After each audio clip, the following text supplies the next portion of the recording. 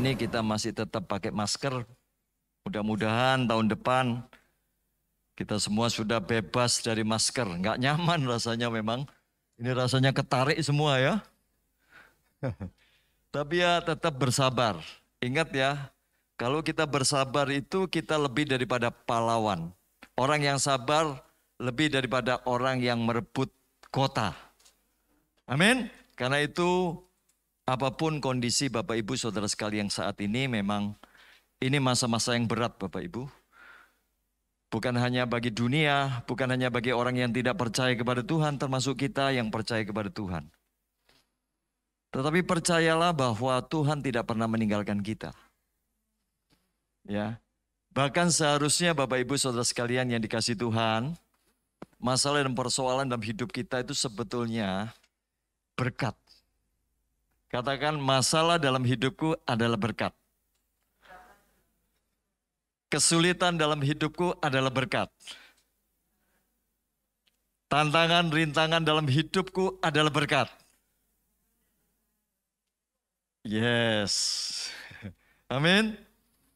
Jadi sebetulnya di satu sisi memang berat, tapi di sisi yang lain kita harusnya bersuka cita. Ya karena tidak ada segala sesuatu yang terjadi dalam kehidupan kita. Bahkan dikatakan oleh Tuhan Yesus, tidak selembar rambut pun akan lepas dari kepala kita, amin, di luar kehendaknya. Jadi kalau selembar rambut aja tidak terlepas dari kepala kita, di luar kehendaknya, apalagi segala sesuatu yang terjadi dalam hidup kita.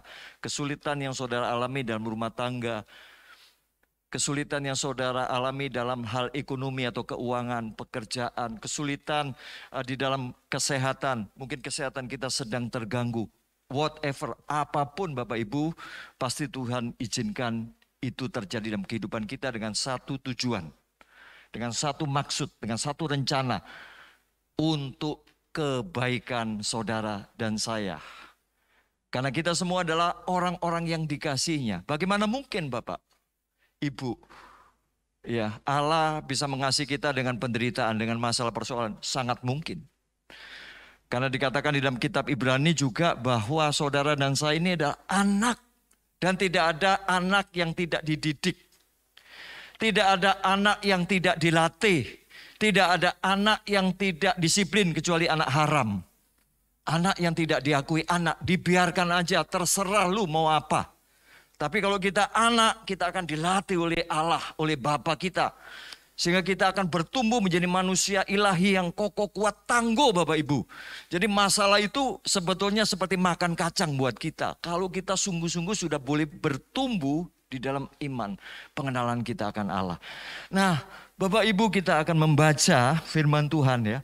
Nah, tema kita pada pagi hari ini menyambung apa yang disampaikan oleh Bapak Effendi minggu yang lalu tentang gereja pasca COVID adalah gereja yang berfokus kepada Kristus.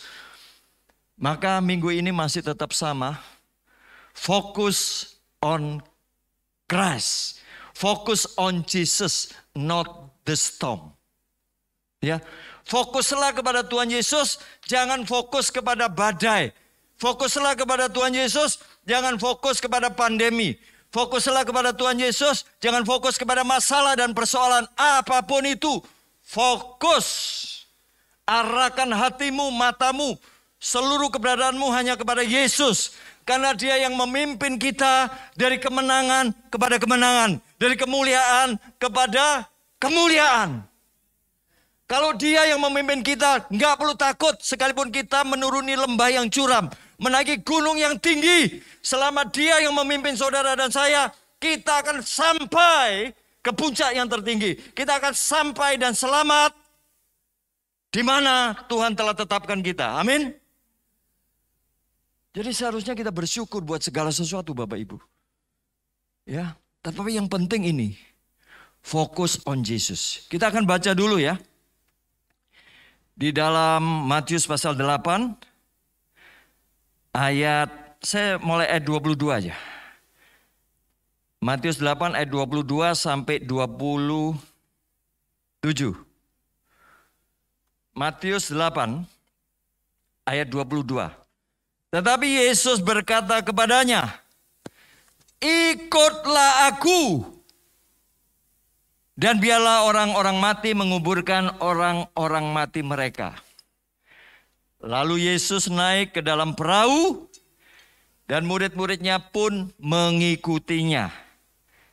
24, sekonyong-konyong mengamuklah angin ribut di danau itu, sehingga perahu itu ditimbus gelombang, tetapi Yesus tidur. Maka datanglah murid-muridnya membangunkan dia, katanya, Tuhan, tolonglah kita binasa.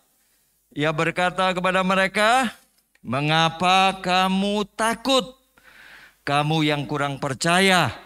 Lalu bangunlah Yesus menghardik angin dan danau itu, maka danau itu menjadi teduh sekali. Dan heranlah orang-orang itu, katanya, orang apakah dia ini? Sehingga angin dan danau pun taat kepadanya. Amin.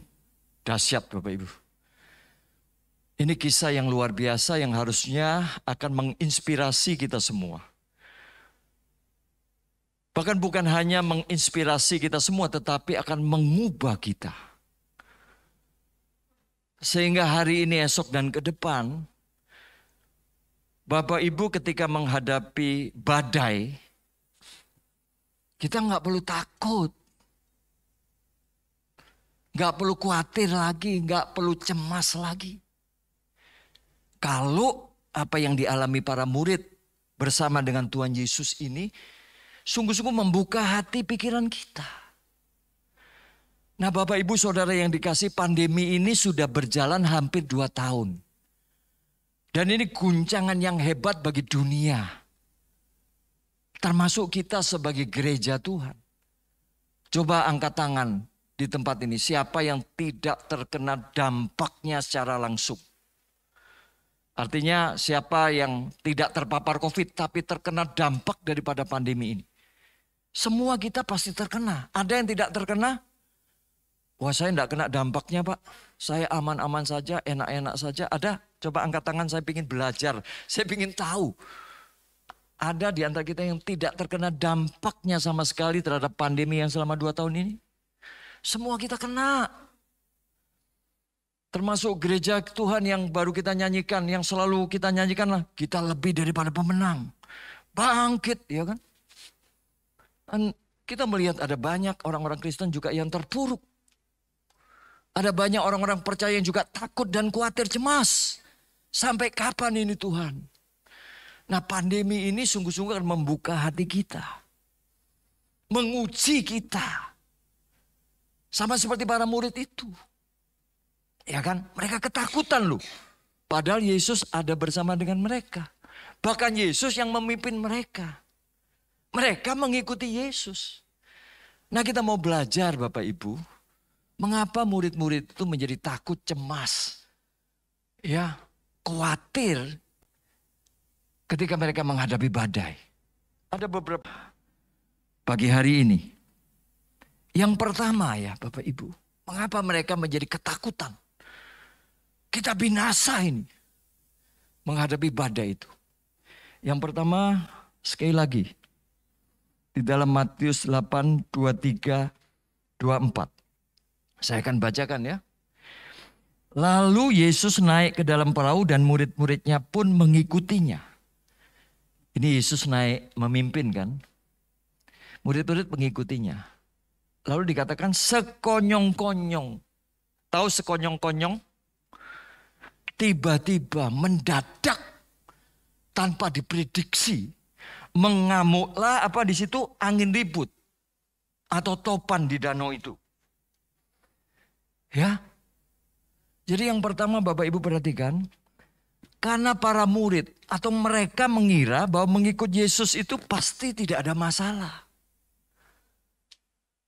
Ikut Yesus ini pokoknya enak. Semuanya itu beres. Semuanya itu tersedia. Yang miskin akan menjadi kaya nanti. Yang punya motor nanti punya mobil. Yang kos nanti punya rumah. Jadi kita menggampangkan gitu loh. Nggak ada masalah. Karena semua sudah ditanggung oleh Yesus. Jadi anak-anak tidak pernah memprediksi bahwa ketika mereka berperahu, berlayar bersama dengan Tuhan Yesus, tiba-tiba sekonyong-konyong mengamuklah taufan.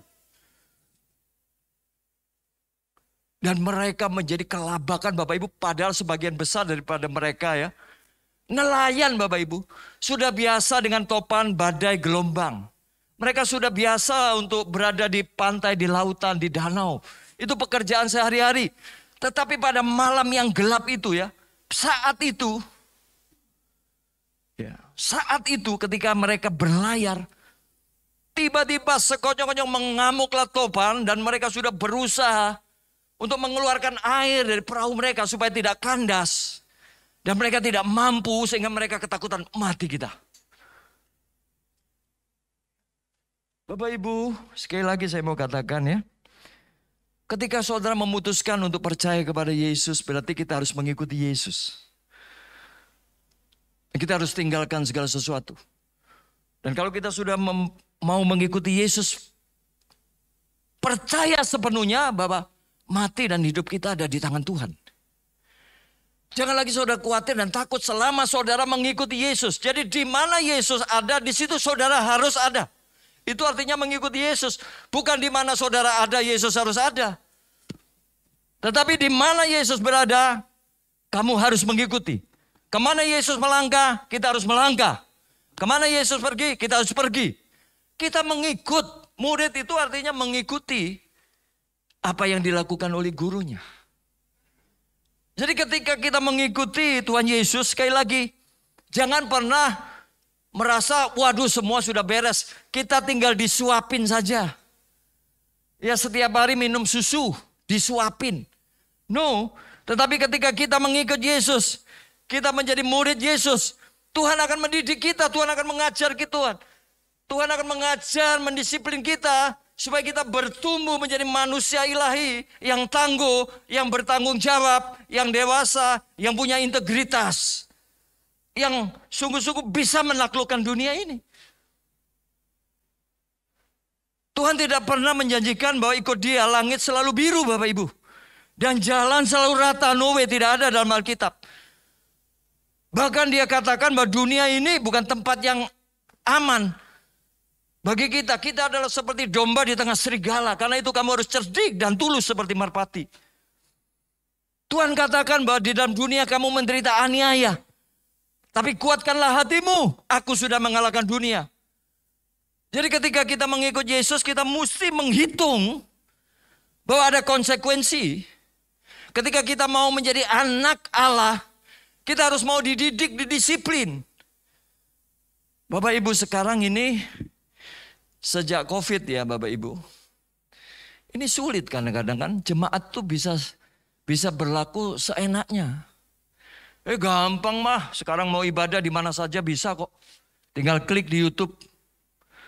Wah ini nggak suka, tinggal cari yang kita suka. Gampang, mau kapan, jam berapa. Banyak di YouTube. Ya. Tetapi itu bukan gereja Bapak Ibu. Gereja adalah satu komunitas di mana kita menjadi satu anggota di dalam tubuh Kristus. Disitulah kita dilatih, diajar, diperlengkapi, didisiplin supaya kita sungguh-sungguh menjadi manusia yang tidak fokus kepada dirinya sendiri. Kita diatur memang di dalam gereja lokal itu.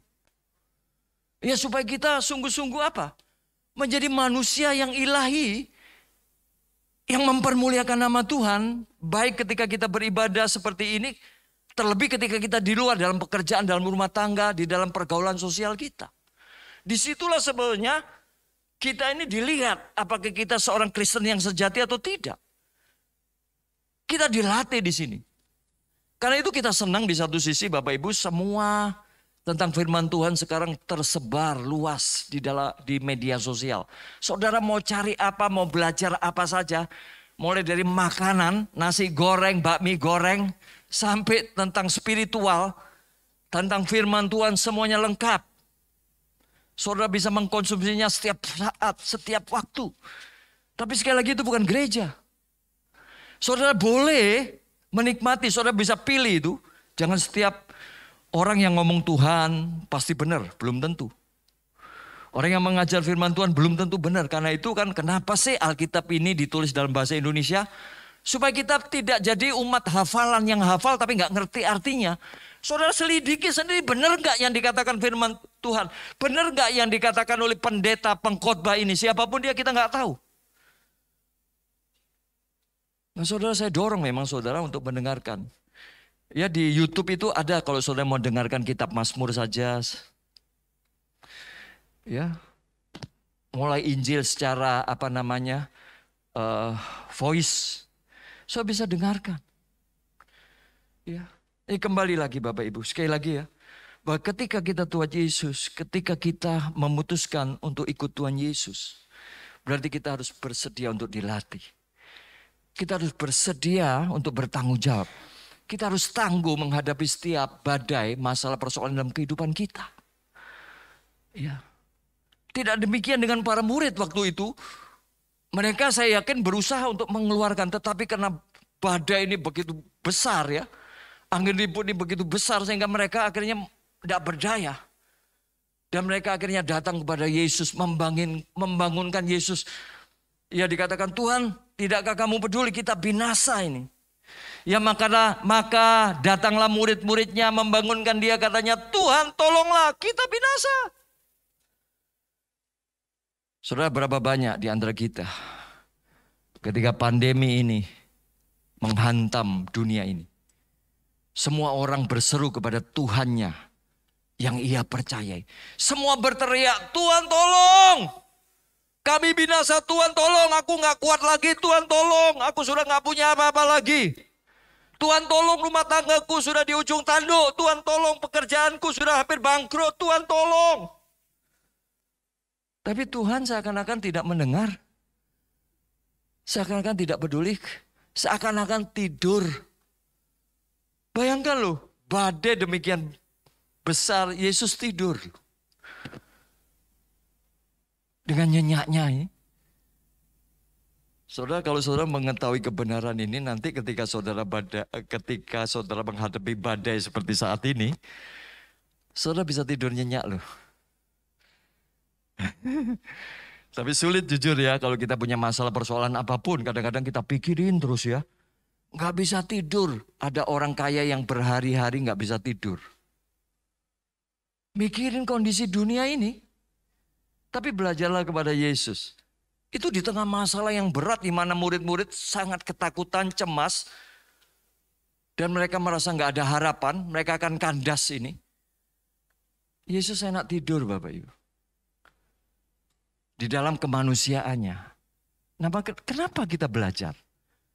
Ya, kita mau belajar nih, kenapa para murid takut tapi Yesus tenang? Nah, Yesus izinkan badai itu menghantam mereka. Supaya mereka tahu tentang siapa Yesus dan tentang siapa mereka. Yang pertama, mengapa mereka takut, cemas. Dan ada banyak dari kita juga yang takut, cemas, dan akhirnya tenggelam, kandas. Karena kita mengira gini loh, ikut Yesus itu pasti semua beres. Dan ketika semua nggak beres, kita menjadi kecewa. Aduh, percumalah ke gereja, percumalah. Mana? Nggak ada pertolongan. Nah, kita nggak ngerti bahwa kita sedang dilatih Bapak Ibu. Sama seperti anak sekolah, kenapa harus ujian? PR terlalu banyak, udah bayar, disuruh susah-susah. Mereka nggak ngerti kadang-kadang. Bahwa itu melatih untuk diri mereka sendiri. Jadi yang pertama Bapak Ibu perhatikan. Ketika kita mengikut Yesus bukan berarti tidak ada masalah dan persoalan. Tetapi semakin banyak. Kita akan dibawa menghadapi setiap persoalan dan masalah itu. Jadi bersiaplah, prepare. Jadi ketika saudara menghadapi masalah sekali lagi, bersyukur dulu, terima kasih Tuhan. Engkau sedang melatih aku. Untuk aku memiliki integritas, untuk aku memakai hikmat-Mu. Untuk tidak mengambil jalan pintas dan melakukan hal-hal yang mencemarkan nama Tuhan. Tapi aku percaya ujian ini, katakan masalah itu ujian katakan. Ujian ini harus diselesaikan. Ya dengan baik, harus lulus. Bahkan mungkin cum laude. Berhasil gitu. Dan itu perlu dilatih setiap hari. Makanya kenapa Adira itu gede sekali badannya, bukan dia muncul, dia lahir langsung gede. Dia melatih otot-ototnya. Setiap hari makanan juga dikonsumsi, telur mungkin puluhan atau nggak tahu berapa sehari, berapa puluh. Dia latih itu. Sakit itu Bapak Ibu, tapi gede. Demikian otot-otot rohani kita mesti dilatih Bapak Ibu. Dan pandemi ini salah satu training yang paling baik untuk melatih otot-otot rohani kita. Karena itu kita bersyukur dengan masa ini. Ya, ini mesti berakhir masa ini. Tapi mudah-mudahan saudara sudah belajar dan saudara nanti keluar dari pandemi ini menjadi satu pribadi yang sudah diperbarui. Amin. Yang kedua Bapak Ibu perhatikan di sini. Ya. Kenapa mereka menjadi ketakutan? Karena mereka merasa sudah sungguh-sungguh beriman kepada Kristus. Mereka merasa sudah punya iman kepada Yesus. Ya, di dalam Matius 8:25, maka datang murid-muridnya membangunkan dia, katanya, Tuhan tolonglah kita binasa. Ia berkata kepada mereka, apa? Mengapa kamu takut? Gimana nggak takut ini? Ini bukan mainan di mana?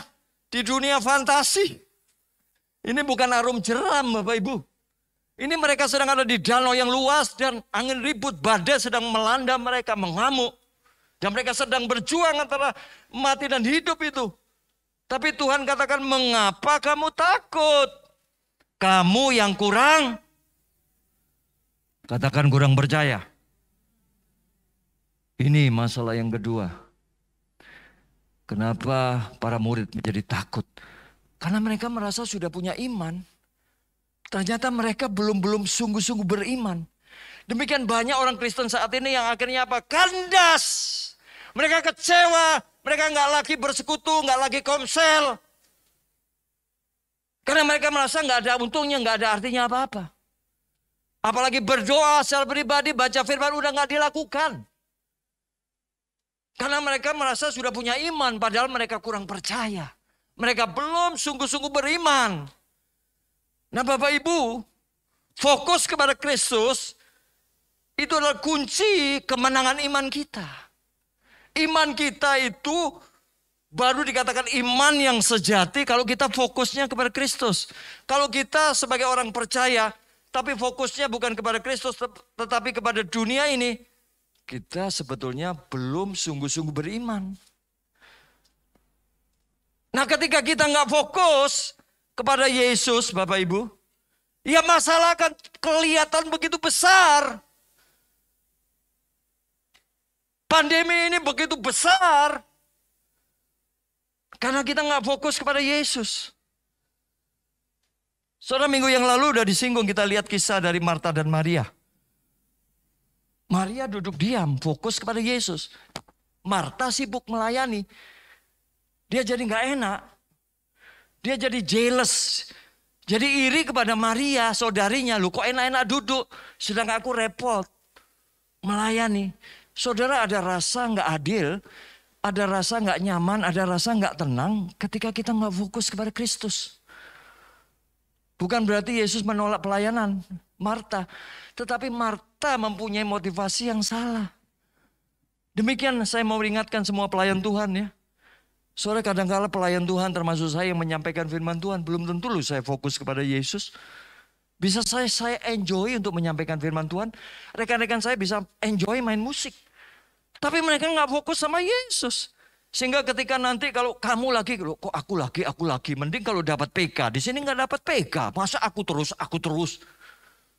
Kenapa kita punya perasaan seperti itu pada pelayanan itu bukan beban tapi satu kehormatan.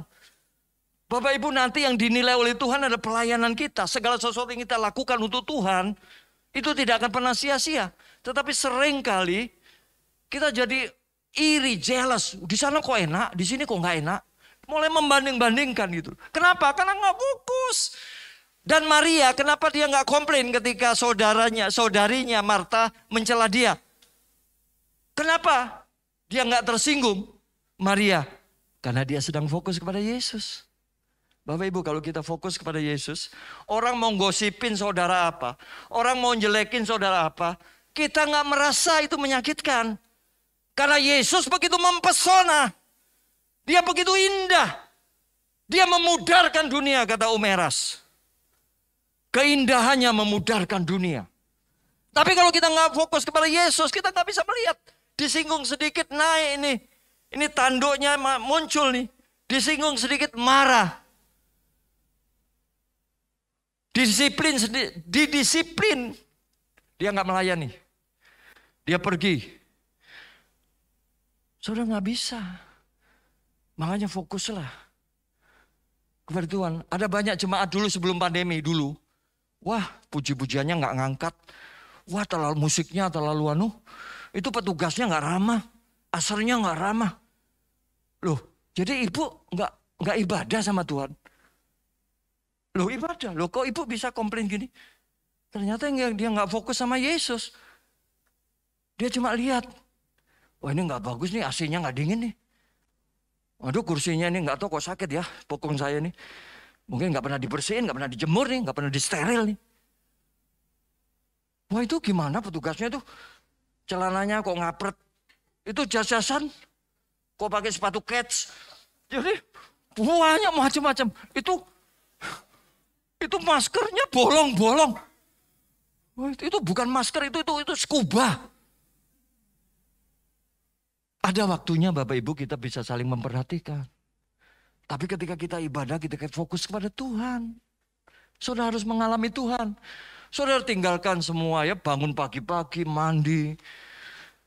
Oh, saudara sebetulnya bisa bekerja kan. Ini teman-teman saya nih, kadek ini. Ya, dia orang Bali asli. Ya, dia banyak pekerjaan. Tapi dia sempatkan. Ya, karena dia dinasehatin, utamakan Tuhan. Kadek, angkat tangan kadek. Oh iya, itu kadek.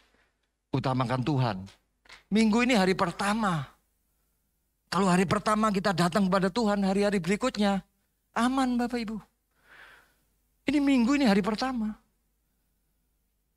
Setiap hari kita harus bangun pagi utamakan Tuhan. Jadi setiap minggu juga hari Minggu utamakan Tuhan. Kalau saudara nggak ibadah di sini nggak apa-apa, tapi di rumah benar-benar ibadah. Jangan pakai kolor sambil makan kacang, kepak, lepuk. Itu bukan gereja, bukan ibadah itu. Nonton Netflix. Iya kan? Wah, dengar khotbah sambil kopi, kacang, keripik. Nggak seperti itu Bapak Ibu. Hormati Tuhan dimanapun saudara berada. Berlutut. Di rumah berlutut. Jadi sekali lagi, ada banyak orang Kristen merasa sudah punya iman. Wah, ini fatal Bapak Ibu. Tapi ternyata mereka kurang percaya. Jadi sekali lagi, kuatkan iman saudara Bapak Ibu.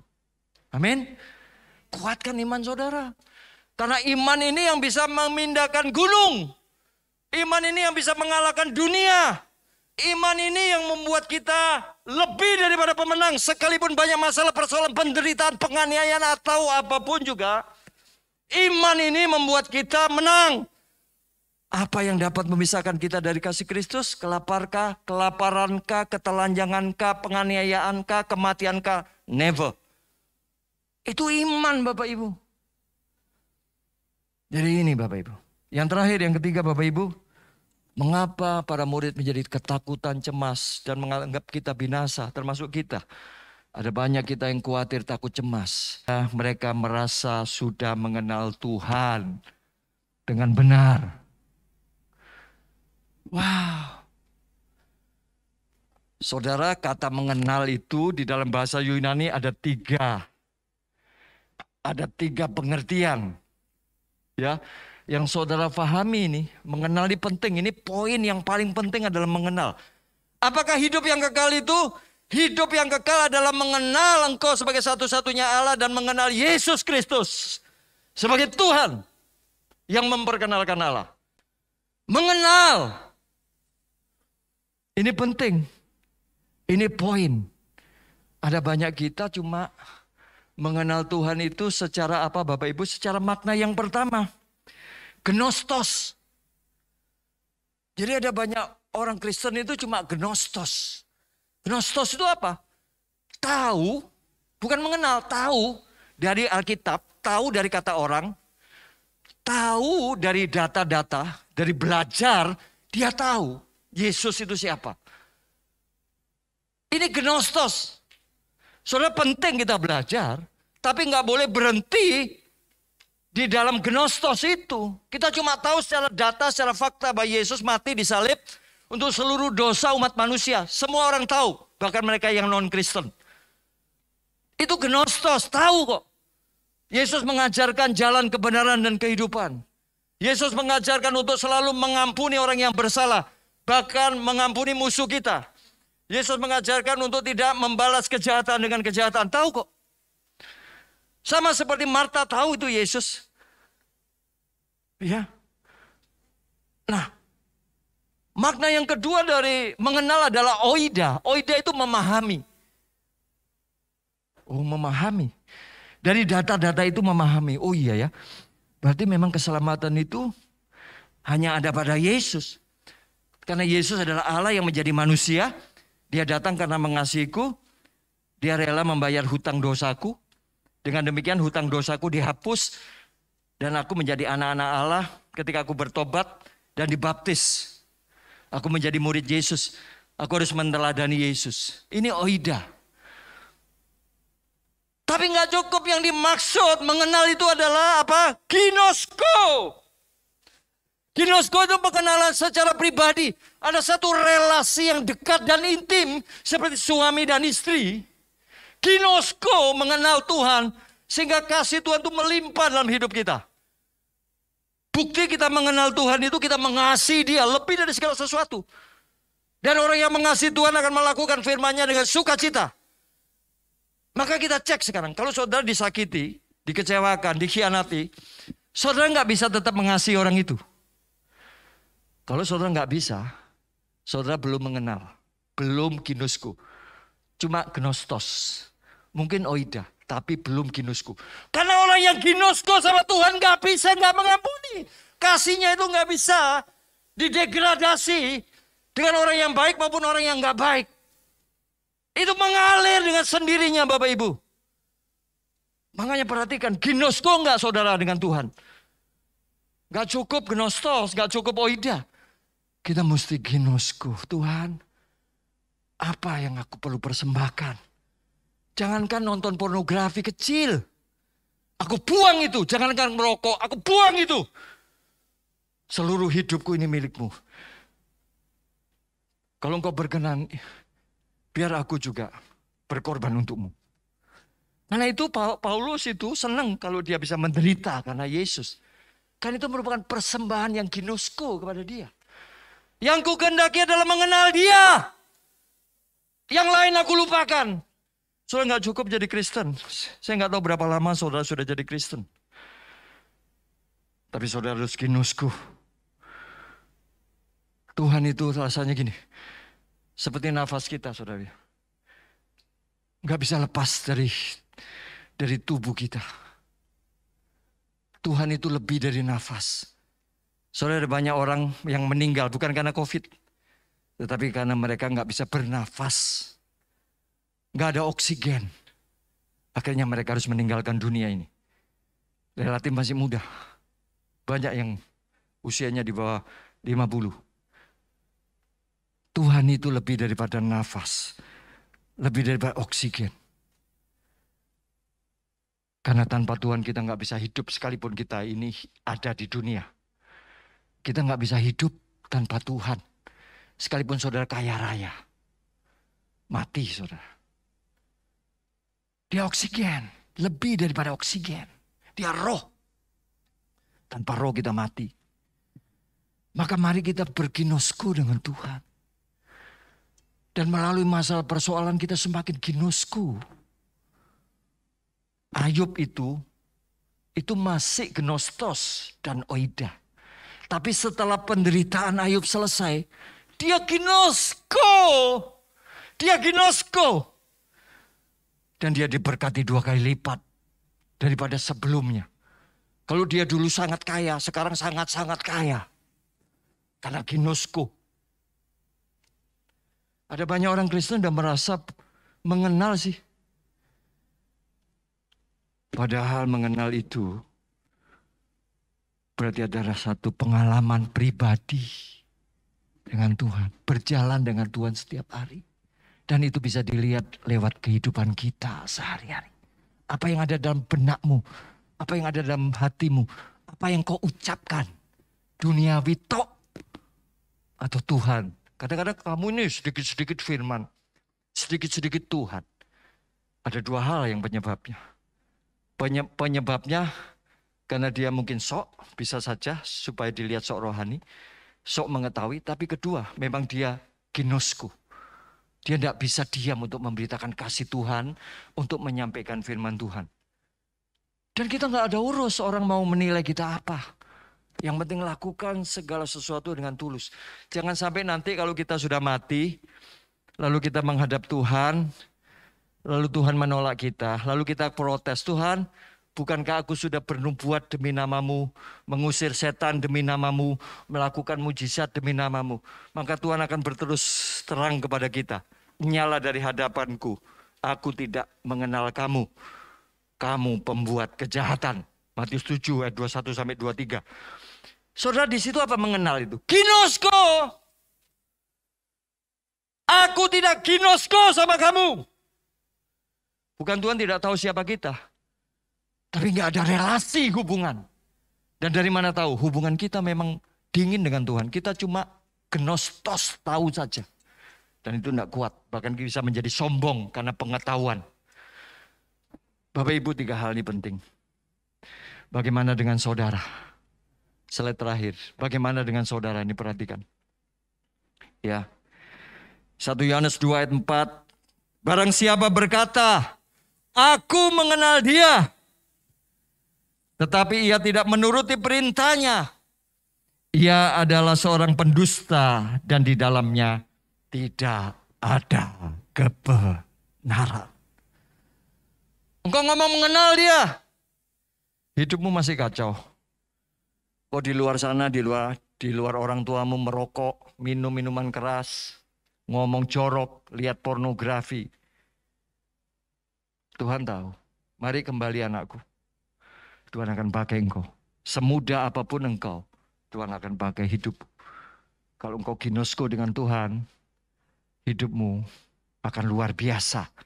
Sekalipun kau masih muda, Tuhan akan pakai. Tapi kalau engkau enggak ginosku sama Tuhan, engkau akan selalu menjadi batu sandungan di luar. Orang tidak akan pernah melihat Tuhan di dalammu. Omonganmu jorok, omonganmu kotor, kelakuanmu minus.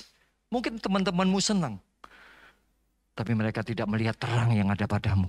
Apa bedanya kamu dengan orang yang non-Kristen? Apa bedanya kamu dengan orang yang percaya kepada Yesus? Gak ada bedanya. Dengan orang yang gak percaya, gak ada bedanya. Bahkan kamu lebih parah. Ngomong firman Tuhan, tapi hidupnya bertolak belakang dari firman. Saudara, inilah kebenaran firman Tuhan. Kiranya ini boleh memberkati kita semua, mengoreksi kita. Tidak ada anak yang tidak didisiplin oleh bapaknya. Bersyukurlah kalau kita ditegur, kita diarahkan, kita disiplin. Datangi Tuhan. Tuhan selalu ada buat kita. Ayah ibu kita, papa mama kita mungkin jauh di rantau, di kampung. Tapi Bapa kita surgawi selalu ada bersama dengan kita.